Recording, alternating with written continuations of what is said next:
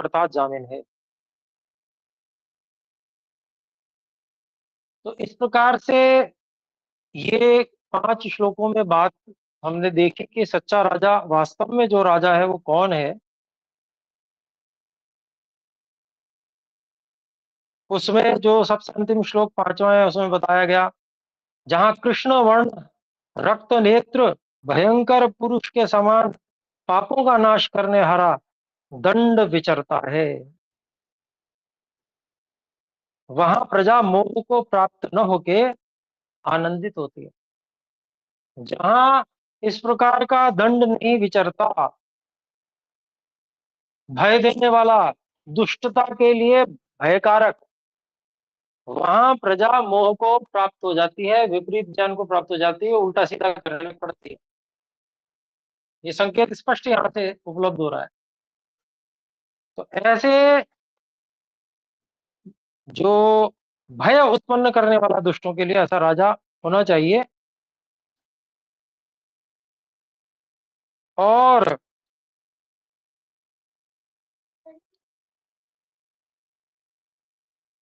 जो दंड का चलाने वाला पक्षपात रहित विद्वान हो तो तभी प्रजा आनंदित होती है। ये बात आई थी, क्योंकि जो राजा इस प्रकार का दंड चलाता है, अगर वो पक्षपात वाला हो जाएगा तो उससे निश्चित रूप से जो धार्मिक हैं उनको हानि पहुंचेगी पक्षपात के कारण से।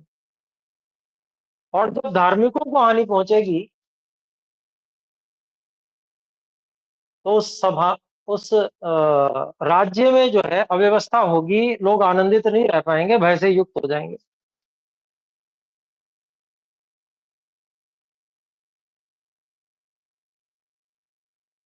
तो पक्षपात रहित और वेदों का विद्वान ऐसा दंड चलाने वाला राजा होना चाहिए, वही सच्चा राजा है। तो राजा को अच्छा ज्ञान विज्ञान भी हो परंतु वो वेदों का विद्वान ना हो, तो अनेक विषयों में वो सही निर्णय नहीं कर पाएगा और उसके कारण से बहुत हानियां उठानी पड़ती हैं, सही निर्णय ना हो पाने के कारण से। तो ऐसी जो स्थिति आज भी देखने को मिल रही है कि विद्वान नहीं है वेदों के, जिसके कारण से ये समस्या उत्पन्न हो रही है कि व्यक्ति के पास जब बुद्धि ही नहीं है तो वो निर्णय कैसे लेगा। अर्थात बुद्धि तो है, मतलब बुद्धि के लिए जो ज्ञान विज्ञान, निर्णय करने के लिए जो ज्ञान विज्ञान अपेक्षित है वो नहीं है, जिसका विवेचन करके वो सत्य और असत्य को अलग अलग कर सके। ऐसा जो वेद ज्ञान है वो नहीं है और उसकी परंपरा नहीं चल रही, इसलिए उस प्रकार के व्यक्ति तैयार नहीं हो रहे। जब व्यक्ति तैयार नहीं हो रहे तो जैसे व्यक्ति तैयार हो रहे हैं उन्हीं में से राजा चुनना पड़ेगा। विवशता है। और ये विवशता किसकी उत्पन्न की हुई है? तो पहले तो किसी और ने की, लेकिन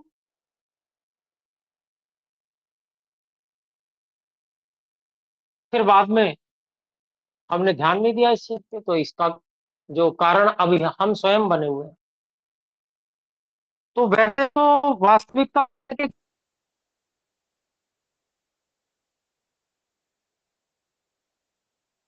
और ने भी जो विवशता उत्पन्न की, चाहे वो आक्रमणकारी थे,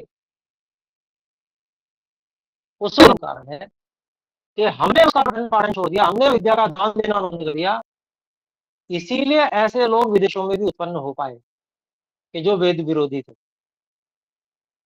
यदि हम ये कार्य बंद नहीं करते और विद्या का दान करते रहते वेद विद्या का विदेशों में, तो सर्वत्र विपरीत, वेदों से विपरीत विचार वाले व्यक्ति होते ही नहीं।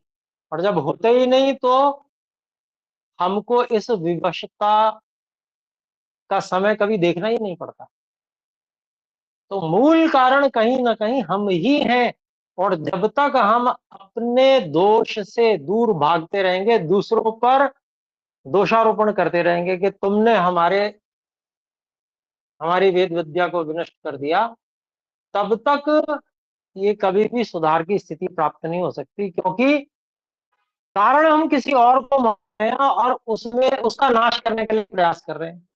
भाई जिसको हम कारण समझेंगे उसी को नष्ट करने के लिए प्रयास करेंगे ना। हम कारण मान रहे हैं विदेशियों को, और प्रयास भी उनको नष्ट करने का कर रहे हैं, जबकि मूल में कारण कहीं और है। मूल में कारण ये है कि हम स्वयं आलसी प्रमादी थे, जिसके कारण से हमने स्वयं विद्या पढ़ना पढ़ाना छोड़ दिया, और फिर अन्य प्रकार से लोगों को पनपने का अवसर मिल गया। तो मूल क्या है? मूल यही है कि हमने बंद कर दिया, हम आलसी प्रमादी हो गए, हम तपहीन हो गए। तो उस मूल को यदि हम पकड़ लेंगे और स्वयं पुरुषार्थ वेद विद्या को पढ़ने पढ़ाने में आरंभ कर देंगे, विद्वान बनना आरंभ कर देंगे, तो बस यहीं से सब कुछ ठीक होना आरंभ हो जाएगा। वे लोग जो विरोधी हैं, वे भी सदा रहने वाले नहीं है। इस बात को समझने की आवश्यकता है। कोई भी नित्य नहीं है, यहाँ पर शरीर ऐसा लेके नहीं आया है, या ऐसी व्यवस्था कोई बना नहीं पाएगा निश्चय नित्य व्यवस्था बन जाए कि नहीं ऐसा ही होगा अब हमेशा। ये व्यवस्था कभी बदली नहीं जा सकती, ऐसा कोई पैदा नहीं हुआ इस संसार में। बस अगर आधार को मजबूत बलवान बनाना हमने आरंभ कर दिया स्वयं से और अपने आसपास से, अपने जो सामर्थ्य है उसको बढ़ाकर अन्यों को प्रेरित करके, हमारी सामर्थ्य को देखकर अन्य लोग प्रेरित हो जाएंगे। इस तरह से जब हम करेंगे तो सही परंपरा जो वो है वो अपने से ही प्रारंभ होगी, हमारे तप से आरंभ होगी, हमारे पुरुषार्थ से आरंभ होगी, और फिर संसार में कहीं भी ऐसा अंधकार नहीं रह जाएगा। धीरे धीरे सब जगह ये विद्या फैल जाएगी, क्योंकि जब सूर्य का प्रकाश होता है तो अंधकार के टिकने के लिए स्थान नहीं होता। ये वेद विद्या ऐसी ही विद्या है कि ये जिसका प्रकाश हो जाए यदि, तो फिर अंधकार टिक ही नहीं सकता है। पर इसको अपने अंदर हम उगने तो दें। सच्चाई ये है कि हमने इसको दबा रखा है, स्वयं ही दबा रखा है, अपने अंदर इसका उदय होने नहीं देना चाहते। विद्या कहाँ रहती है? विद्या पुस्तकों में नहीं रहती। पुस्तकों को जला दिया जाता है, लोगों ने जला दिए पुस्तकालय के पुस्तकालय। विद्या तो मनुष्य में ही निवास करती है, मनुष्य की बुद्धि में निवास करती है। तो वेद विद्या भी, उसका वेद विद्या का उदय भी तब होगा जब हम मनुष्यों के मस्तिष्क में उसका उदय होगा, और जिसका जब प्रकाश होगा तो सारे अंधकार छिन्न भिन्न हो जाएंगे। और उसका उदाहरण हमारे सामने महर्षि दयानंद सरस्वती जी हैं। महर्षि दयानंद सरस्वती जी ने अपने शरीर में, बुद्धि में वेद विद्या को स्थान दिया, और उसका परिणाम क्या रहा वो हमारे सामने है। कि हमारे जैसे हजारों लोग भी, लाखों लोग भी मिलकर जो कार्य नहीं कर पा रहे, एक व्यक्ति ने उस विद्या के सूर्य के प्रकाश से सारे विश्व को जगमग कर दिया था। कोई टिक नहीं सकता था उनके सामने, उस सूर्य के सामने। ऐसा विद्या का वो सूर्य उन्होंने उदय किया था। तो अभिप्राय क्या है? अभिप्राय ये है कि अगर हम ये सोचते हैं कि सब एकदम से महर्षि दयानंद बन जाएंगे, तो ऐसा भी नहीं है। लेकिन कुछ कुछ मात्रा में तो हम अवश्य बन सकते हैं। उत्तम गुणों को धारण कर सकते हैं, तप कर सकते हैं, कुछ विद्या तो हम पढ़ ही सकते हैं। विद्या की परंपरा के वाहक तो हम बन ही सकते हैं। वेद विद्या सांगोपांग पढ़ने पढ़ाने की परंपरा तो वर्णोच्चारण शिक्षा से आरंभ हो जाती है। जो गई बीती बुद्धि वाला व्यक्ति भी 15 दिन से ज्यादा नहीं लगाएगा उस वर्णोच्चारण शिक्षा को पढ़ने के लिए। नहीं तो जो आजकल के सब पढ़े लिखे लोग हैं, ये सप्ताह भर में वर्णोच्चारण शिक्षा पढ़ लेते हैं, बड़ी अवस्था के लोग। तो वहां से सांगोपांग वेद विद्या पढ़ने पढ़ाने का क्रम आरंभ हो जाता है। और उसके साथ में जो आर्य भाषा में भाष्य ऋषि ने दे रखा है, महर्षि दयानंद जी ने भी कर रखा है, और शेष भाष्य अन्य विद्वानों ने भी कर रखा है, उसको भी थोड़ा थोड़ा हम देख सकते हैं। लेकिन सांगोपांग वेद विद्या के पठन पाठन का कार्यक्रम हमारे प्रत्येक घर में आरंभ हो जाना चाहिए। उस विद्या के हम संभाग बन जाने चाहिए। और ये हम कहने में किंचित मात्र भी संकोच न करें कि हमारे घर में वेद सांगोपांग वेद विद्या के अध्ययन अध्यापन की परंपरा आरंभ हो चुकी है। आरंभ होने का अभिप्राय यही है कि हमने आरंभ कर दिया है। हमने वर्णोच्चारण शिक्षा पढ़ ली है, हमने व्याकरण पढ़ना आरंभ कर दिया है, हम वर्णोच्चारण शिक्षा पढ़ चुके हैं तो हम उसको अन्य लोगों को पढ़ा भी रहे हैं। व्याकरण जितना पढ़ रहे हैं उतना किसी न किसी को पढ़ाने बताने के लिए सक्षम हो रहे हैं हम, और हम आगे भी पढ़ रहे हैं। तो वेद विद्या की परंपरा को यूं सोचे कि हम पूरा पढ़ लेंगे पहले, उसके बाद पढ़ाएंगे। तो 44 वर्ष तो वेद विद्या को 44 से 48 वर्ष तो पांग चारों वेदों की विद्या को पढ़ने में समय लगता है। और इतने समय में लोग कितना विनाश कर डालेंगे, हम उसकी कल्पना कीजिए। हमें उसकी कल्पना करनी चाहिए। तो वो विधि नहीं है कि सारा पढ़ लेंगे तब पढ़ाएंगे, गलत बात है। थोड़ा थोड़ा पढ़ते जाएंगे और पढ़ाते भी जाएंगे और गुरुजनों से पढ़ते भी जाएंगे, विद्या प्राप्त भी करते जाएंगे, ये सही विधि है। और इससे क्या होगा, क्योंकि पढ़ते जाएंगे पढ़ाते जाएंगे तो हमारी विद्या का भी विकास होगा, उन्नति होगी। पढ़ाने से विद्या जितनी बढ़ती है, पढ़ने से उतनी नहीं बढ़ती। तो ये सही विधि है। और इसी विधि से जो गुरुकुल शिक्षा प्रणाली थी पहले, वैसे चलती थी। एक ही आचार्य लाख शिष्य को भी पढ़ा देते थे। क्यों? क्योंकि सभी ने पढ़ना भी होता था, पढ़ाना भी होता था। तो अकेले आचार्य पढ़ाने वाले नहीं होते थे। जिन शिष्यों को वो पढ़ाते थे वो उनसे पढ़ते भी थे और अन्य विद्यार्थियों को पढ़ाते भी थे। उसी का आलंबन करके हम फिर से इसकी स्थापना कर सकते हैं। विद्वान बढ़ने शुरू हो जाएंगे धीरे धीरे, एकदम से नहीं बढ़ेंगे, लेकिन एक पीढ़ी, दो पीढ़ी, तीन पीढ़ी, इतने में विद्वान बनने की परंपरा आरंभ हो जाएगी। भारत में बहुत अच्छे अच्छे विद्वान प्रकट होने लग पड़ेंगे और हमारा जीवन समाप्त होगा। जीवन समाप्त होने के बाद में अगला जन्म भी हमें ऐसी परंपरा में मिलेगा और हम ही फिर हमको वो अवसर मिल जाएगा कि हम भी विद्वान बन जाए अगले जन्म में। तो हमारे द्वारा विकसित की गई परंपरा ही हमको मिलेगी और फिर जो वैदिक परंपरा, जो सच्ची परंपरा जो सारे विश्व में फैलनी चाहिए, वो फिर से फैल जाएगी। वो सूर्य का प्रकाश होगा। उसका ढंग ये होगा,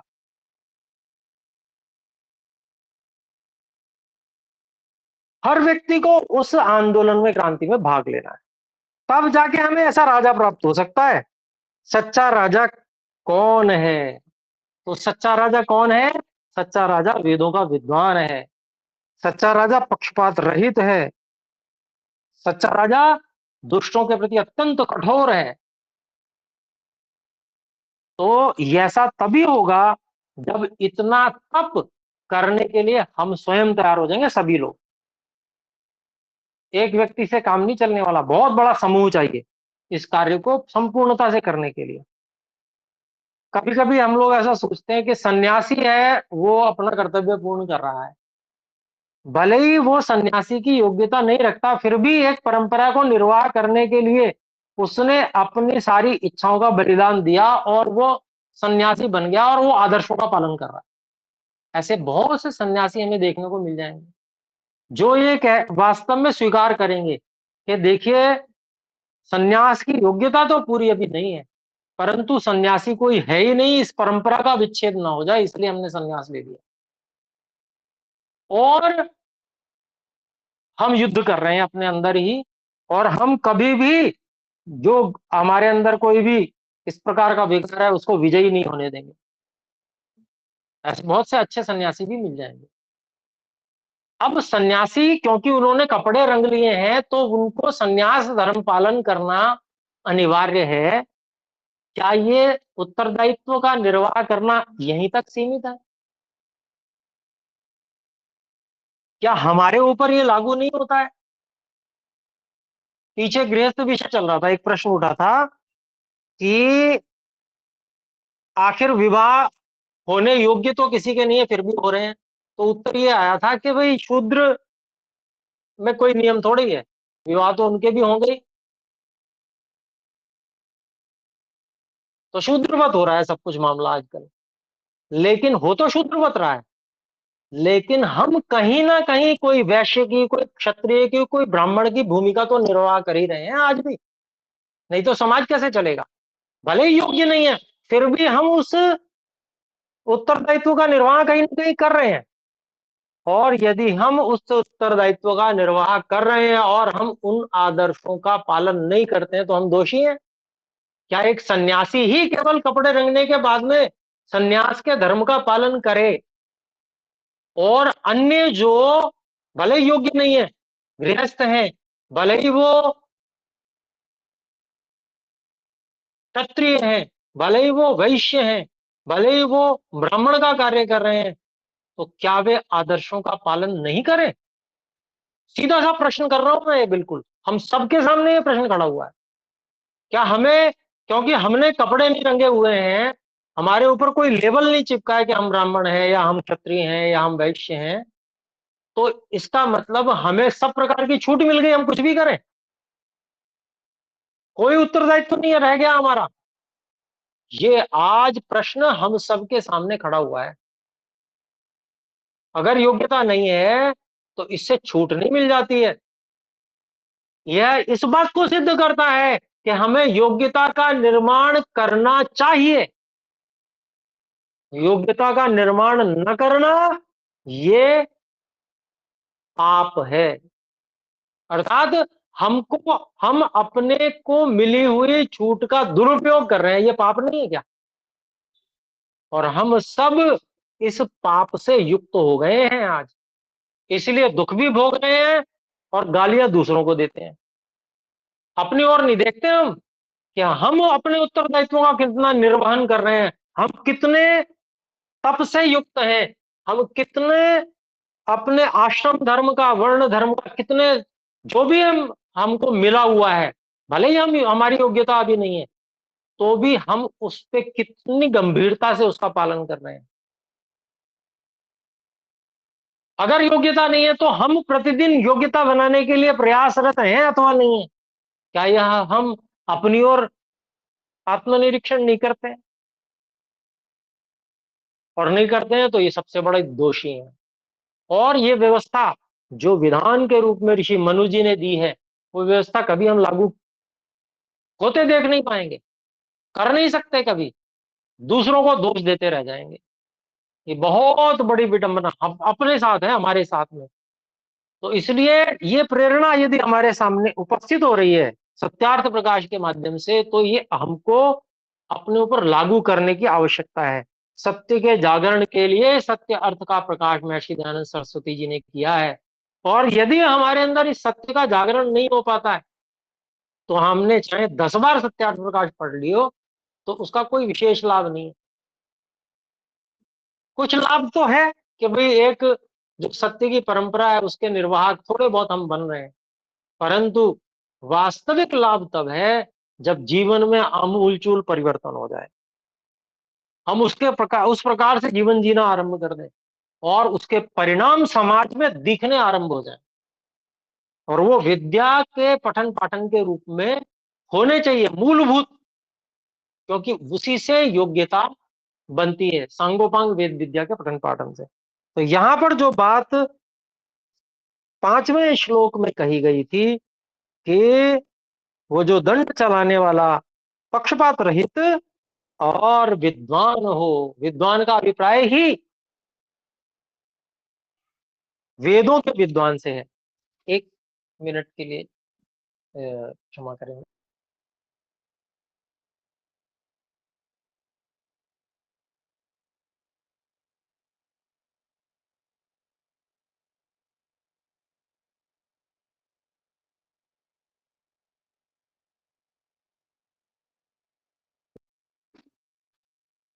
तो अगले श्लोक पर हम चलते हैं। अगला श्लोक हमारा है छठा श्लोक। और छठे श्लोक में कहा तस्याभुः संप्रणेतारम इत्यादि।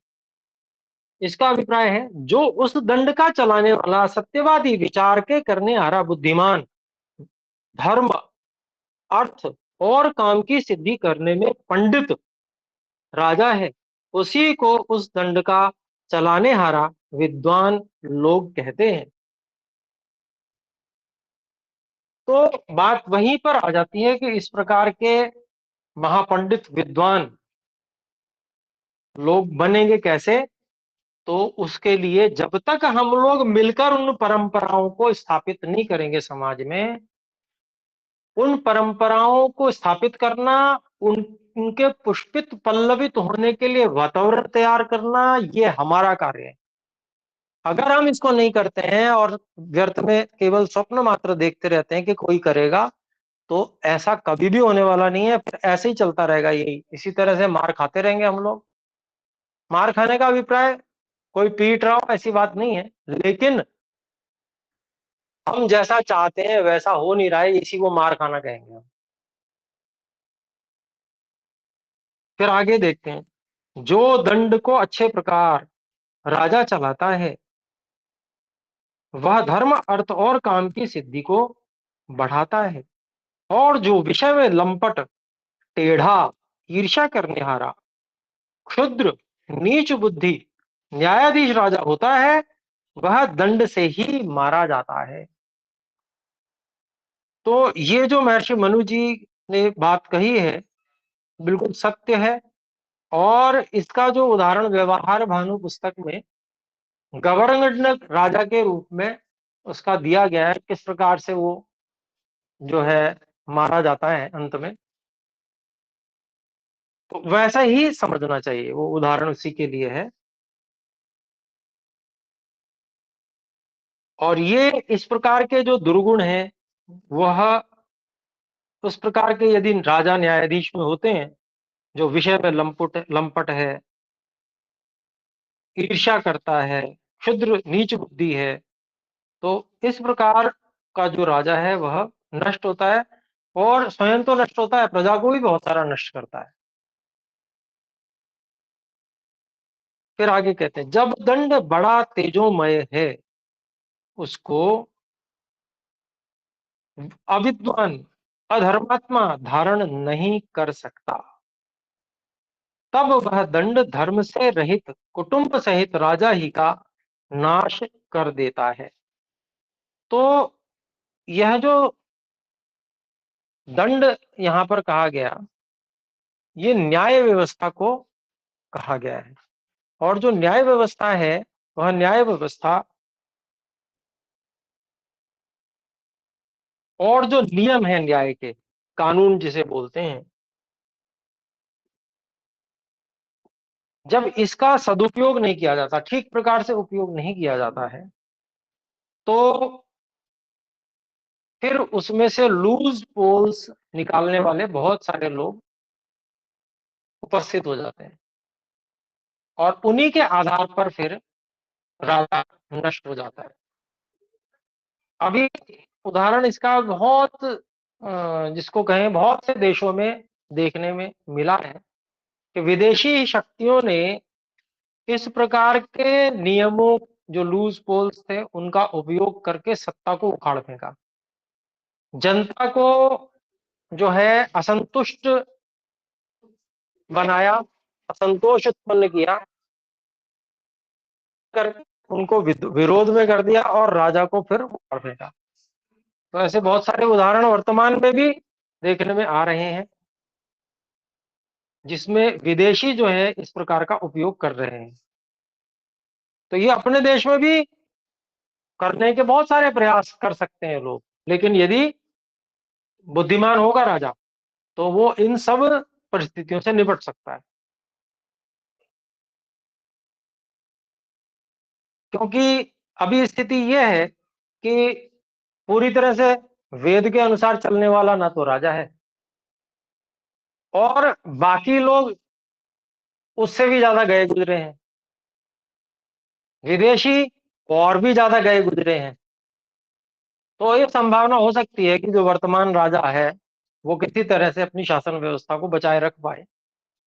परंतु ये तय बात आप समझ लीजिए कि जिस दिन वेदों के विद्वान विदुषी प्रजा बननी आरंभ हो गई, फिर जो व्यक्ति इस प्रकार से विद्वान नहीं है और समझदार नहीं है, फिर उसका पतन निश्चित है। उससे जैसे ही कोई योग्य व्यक्ति आएगा, निश्चय ही उसको स्थायी करना ही पड़ेगा। क्योंकि जो सूर्य का प्रकाश जैसे होता है, उसके सामने अंधकार तो टिक ही नहीं सकता, और अन्य जो जीवाणु परजीवी होते हैं वो भी भाग जाते हैं। तो इसी तरह से वेदों के विद्वान व्यक्ति तैयार करना ये अपने लोगों का कार्य है, और उसके बाद में हमें कोई चिंता करने की आवश्यकता नहीं है।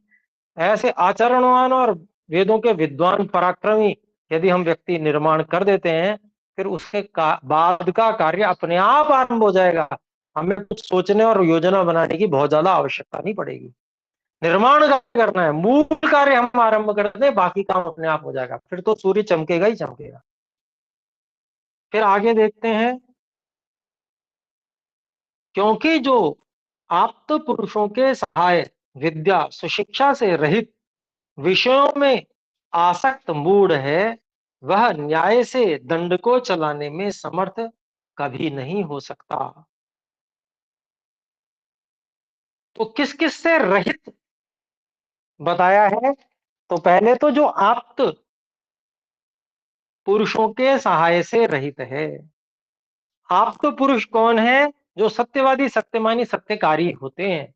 ऐसे जो ऋषि मुनि हैं, उनकी सहायता राजा को हमेशा रहनी चाहिए। वो ही निकट उनके रहने चाहिए, उन्हीं से मंत्रणा होनी चाहिए।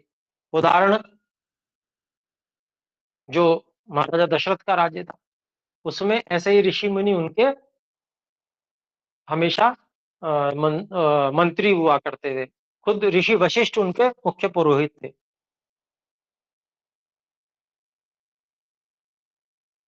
फिर दूसरी बात कही,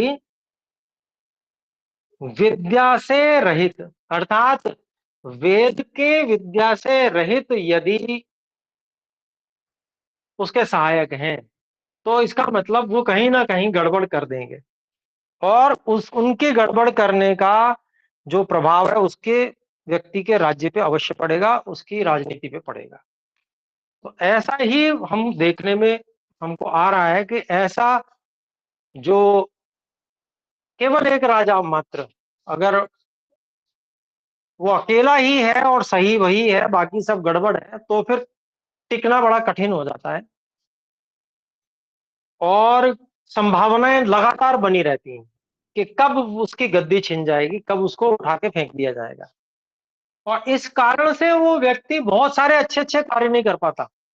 इस भय के कारण से जो कार्य वो कर सकता है वास्तव में, जितना उसमें सामर्थ्य होता है, उस सामर्थ्य का उपयोग नहीं कर पाता राजा। और ये हम आज देख पा रहे हैं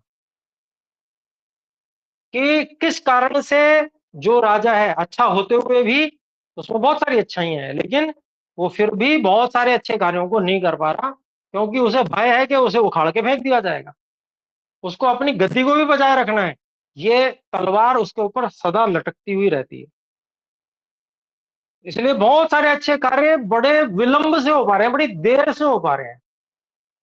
बड़ी व्यवस्थाएं बनानी पड़ रही हैं उसको, बड़ी नीतियां चलनी पड़ रही हैं। उसके आसपास कितने अच्छे लोग हैं, ये इस बात पे भी निर्भर करता है कि वो कितना अपने जो राज्य को बचा पाएगा और अच्छे कार्य कर पाएगा। सुशिक्षा से रहित, विद्या सुशिक्षा उसी में आ गया, अर्थात जो उत्तम आचरण से युक्त व्यक्ति होगा, उसी को सुशिक्षा से युक्त व्यक्ति कहेंगे। विद्या का अभिप्राय यहाँ हम केवल शब्द विद्या से भी ले सकते हैं। तो शब्द विद्या खाली वेद को जिसने शब्दों शब्दों को पढ़ लिया तो उससे भी काम नहीं चलेगा। विद्या को पढ़ना, उसका चिंतन मनन करना, उस पर आचरण करने के लिए तैयार रहना, करना उसका, उस पर आचरण,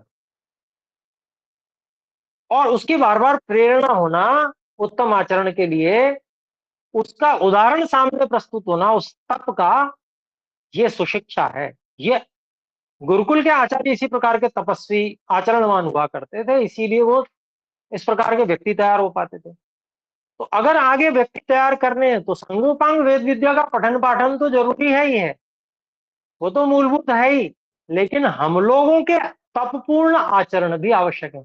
और बिना तपपूर्ण आचरण किए बिना कोई सांगोपांग वेद विद्या का अध्ययन अध्यापन भी कैसे कर पाएगा, वो भी बड़ा कठिन कार्य है।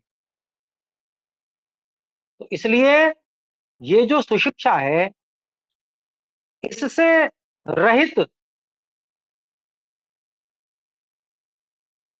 जो राजा को सहायता होती है, उससे उसका नाश होता है, वो समर्थ नहीं बन पाता, असमर्थ हो जाता है, फिर विषयों में आसक्त और मूढ़ है। तो अब हम अगर देखें इस रूप में, तो अभी जो राजा है वो विषयों में आसक्त तो नहीं है और तपस्वी भी है, तो ये कारण है कि वो अपने राज्य की रक्षा कर पा रहा है, यद्यपि बहुत धीमे धीमे कार्य हो रहे हैं, लेकिन फिर भी क्योंकि वो विषयों में आसक्त नहीं है, इस कारण से वो कुछ रक्षा करने में समर्थ हो पा रहा है अपने राज्य की। तो अगर विषयों में भी आसक्त हो गया, उसके आसपास के लोग भी खराब हैं, विद्या सुशिक्षा से रहित हैं, आप तो नहीं है, फिर तो कोई बचा नहीं सकता उसको, और वो दंड को चलाने में समर्थ भी कभी नहीं हो सकता, क्योंकि दंड को चलाने के लिए कितना बड़ा आत्मबल चाहिए, वो उस व्यक्ति से पूछा जा सकता है जो व्यक्ति उसको चला पा रहा है। क्योंकि अगर वो आत्मबल नहीं है, वो व्यक्ति विषयों में फंसा हुआ है, तो कहीं भी उसको हनी ट्रैप में फंसा दिया जाएगा और फिर अपनी बदनामी के डर से वो उल्टे सीधे काम करता पड़ेगा, करना ही पड़ेगा उसको, और फिर उसी से उसका पतन हो जाएगा। तो ये सब जो चीजें हैं, ये महर्षि मनु जी ने बहुत पहले बता दी, और वास्तव में ये शाश्वत ज्ञान है, और ईश्वर के द्वारा वेद में दिया गया है, और उसी को वेद के ज्ञान को ऋषि जो है उसको प्राप्त करके और इस प्रकार से हमारे सामने रखते हैं। तो वैसा ही महर्षि मनु जी ने भी किया है। फिर उसके बाद में आगे कहते हैं, और जो पवित्र आत्मा सत्याचार और सत्पुरुषों का संगी, यथावत नीति शास्त्र के अनुकूल चलने हारा, श्रेष्ठ पुरुषों के सहाय से युक्त बुद्धिमान है, वही न्याय रूपी दंड के चलाने में समर्थ होता है। तो यहां पर जो बात कही जा रही है, पवित्र आत्मा और सत्याचार और सत्पुरुषों का संगी, तो ये भी बहुत अधिक आवश्यक करते हैं राजा के लिए। यदि राजा इस प्रकार का पवित्र आत्मा, सत्याचार और सत्पुरुषों का संगी नहीं है,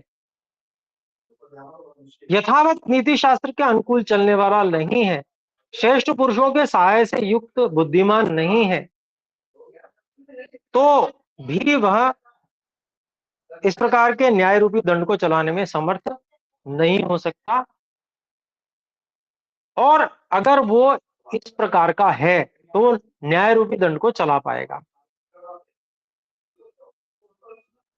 तो यहां पर जो बात कही गई है कि इस प्रकार का व्यक्ति अभ्यास से तैयार होना चाहिए, अर्थात ऐसे व्यक्ति इतने तप पूर्वक तैयार होने चाहिए कि वो इसी प्रकार के आचरण वाले निरंतरता पूर्वक तैयार हों, अर्थात उनको बनावटी रूप से ऐसा करने की आवश्यकता ना पड़े, बल्कि वे सब जितने भी लोग इसके लिए तैयार हों, उनका स्वभाव ही ऐसा बचपन से ही बना दिया जाए, उनको इसी प्रकार के कार्य करवाए जाएं कि वो इसी प्रकार के स्वभाव वाले बन जाए। और जब इस प्रकार के स्वभाव वाले जो है बनेंगे लोग, तो उनमें से ही एक सबसे उत्तम जो व्यक्ति होगा, उसको राजा सभापति चुन लिया जाएगा और अन्य उसके सहयोगी बन जाएंगे। तो ऐसा प्रयास अपने लोगों को मिलके करना है, ऐसे व्यक्तियों के निर्माण का। और ये अपने लिए प्रेरणा है। यहां पर बताया गया है कि इस प्रकार का होना चाहिए। इस प्रकार का होना चाहिए का मतलब क्या, कि अभी हम ढूंढने निकले तो ऐसा मिल जाएगा क्या हमें, तो बड़ा कठिन है। थोड़ा बहुत कुछ अंश मिल सकता है तो अच्छी बात है, उसका चुनाव करना चाहिए अभी वर्तमान के लिए। लेकिन आगे निर्माण के लिए भी पूरा प्रयास अपने लोगों को करना चाहिए मिलकर, तभी वो जो हमारी आकांक्षाएं वो पूरी हो सकती हैं। केवल मानते रहने से कि हम तो इस बात को ये सच है ऐसा मानते हैं, इतने मात्र से कभी भी कोई सुंदर कार्य, उत्तम कार्य होता नहीं है।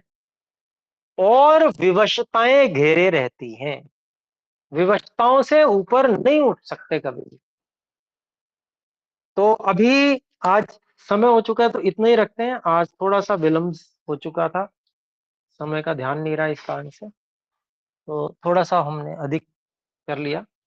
अब हम में से कोई भी बात यदि अपनी रखना चाहते हैं अथवा प्रश्न रखना चाहते हैं तो वे कह सकते हैं।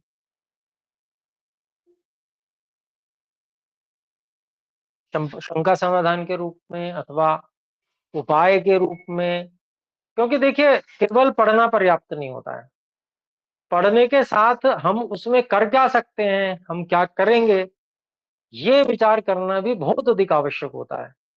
उसी से कुछ लाभ होता है, परिवर्तन होता है जीवन में, और कुछ संभावनाएं जन्म लेती हैं। जी भाई धीरज जी बोले। प्रणाम आचार्य जी, सभी को सादर नमस्ते जी।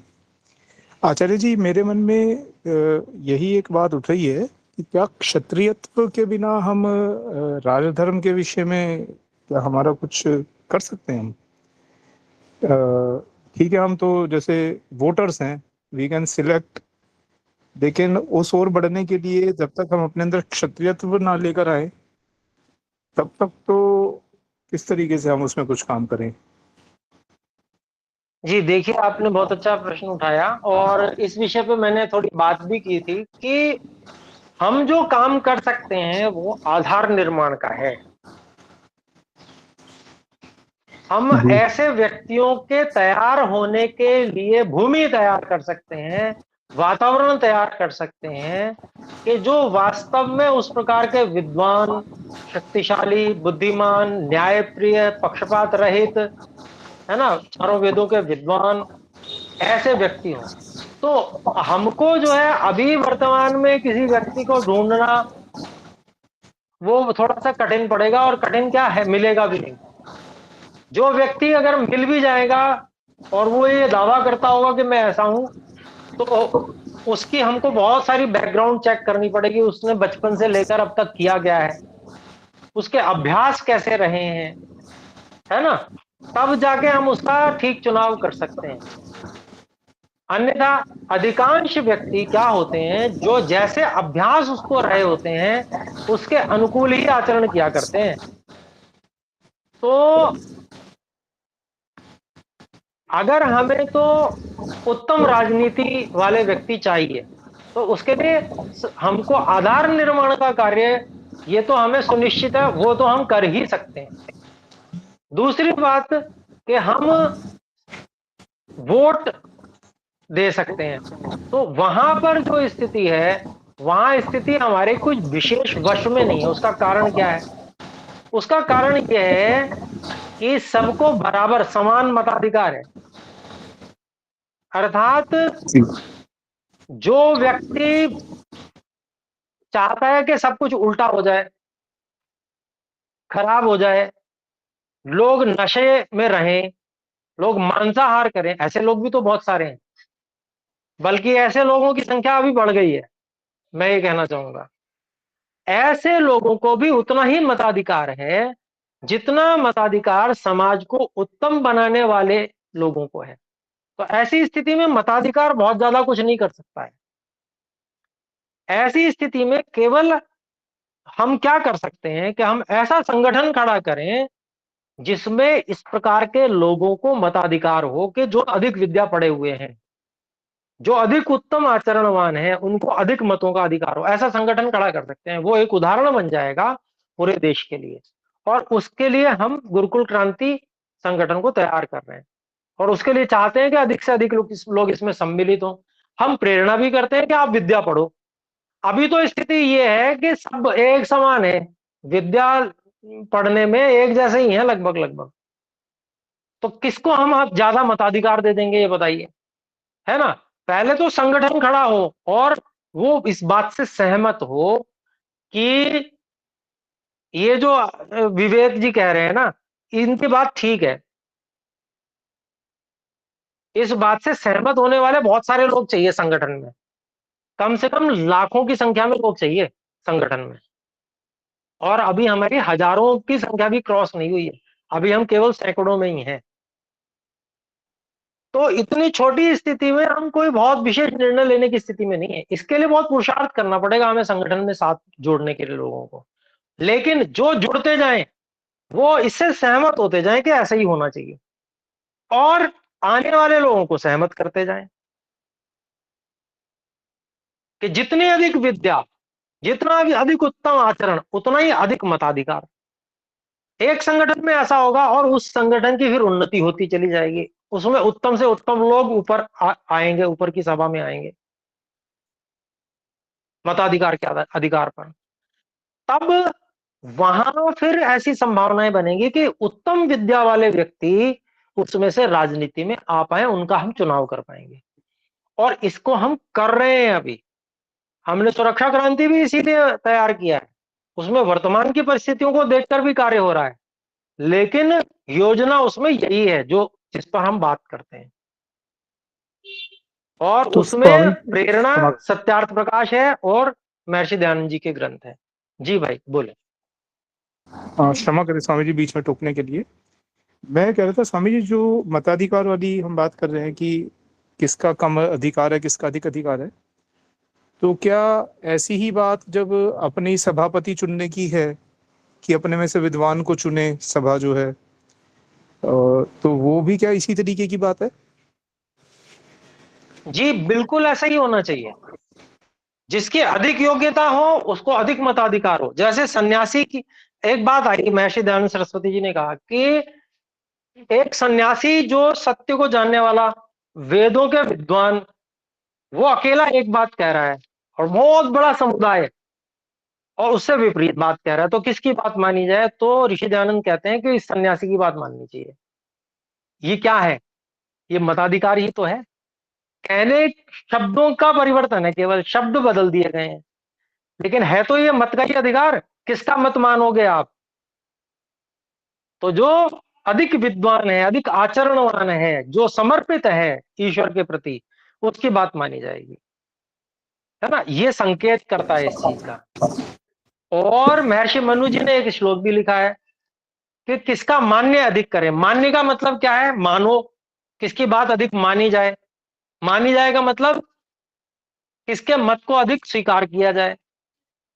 तो कहते हैं वित्तम बंधु वयः कर्म विद्या भवति पंचमी एतानि मान्य स्थानानि गरियो यद यद उत्तरम।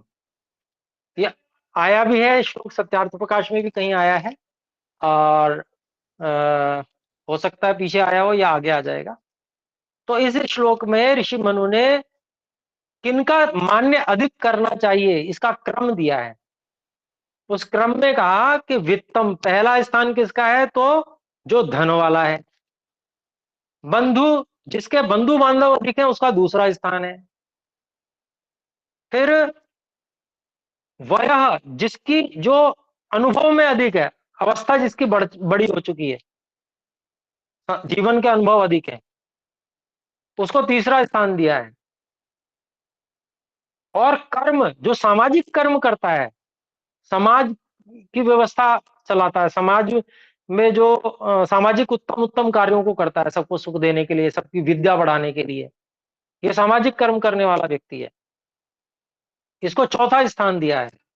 और विद्या भवती पंचमी। वेद का विद्वान जो है ये पांचवा है, पांचवा स्थान इसको दी। और इसमें सब में साथ में उत्तम आचरण को जोड़ते चलिए। बिना उत्तम आचरण के एक भी नहीं है। उत्तम आचरण रहित इसमें से कोई भी संख्या हो, पांचवा नंबर भी क्यों ना हो, वो जीरो पे आ जाएगा अगर वो आचरण ठीक नहीं है तो ये जो है संख्या दी है, क्रम दिया है, और कहते हैं गरीयो यद यद उत्तरम एतानी मान्य स्थानानि, ये मान्य के स्थान है। और किसको अधिक मान्य दिया जाए कि जो बाद बाद वाले हैं वो अधिक मान्य है।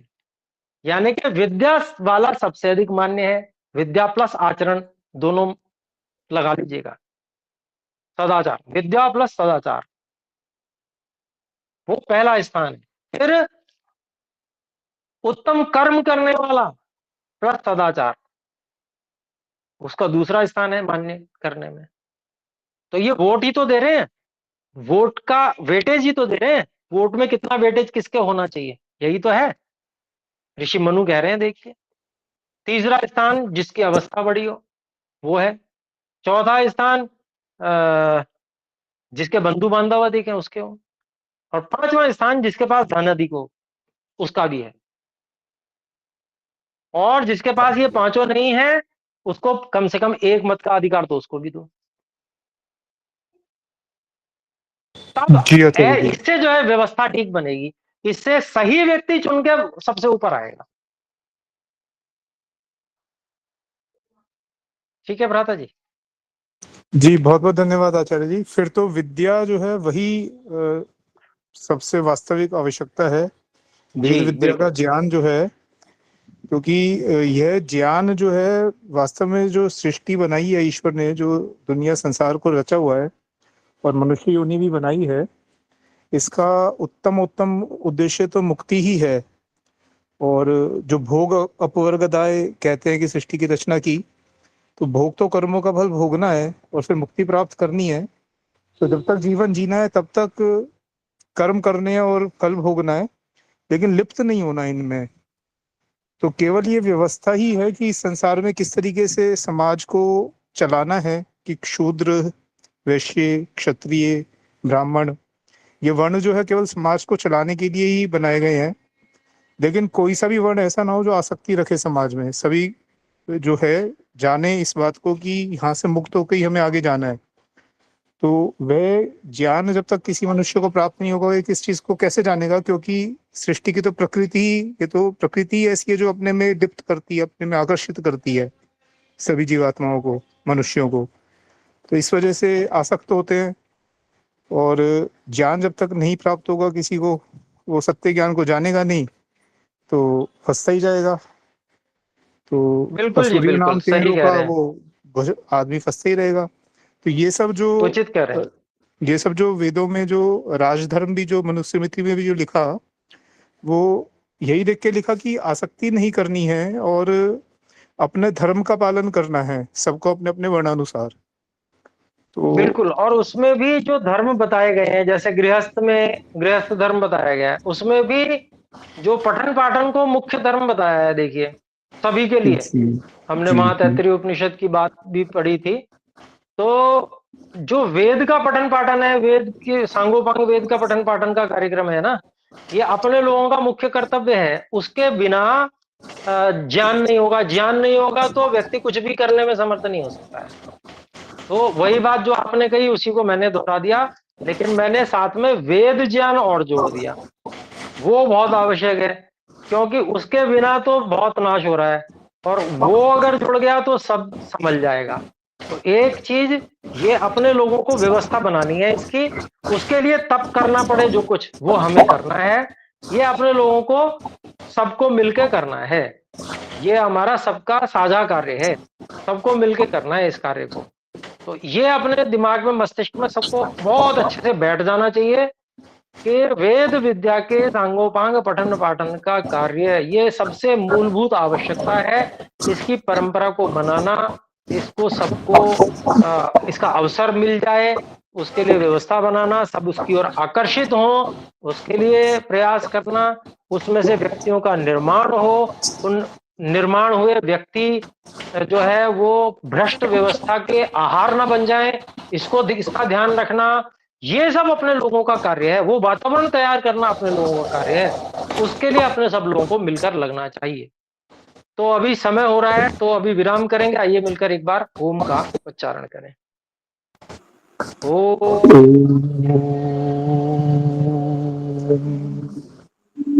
सभी को सादर नमस्ते जी।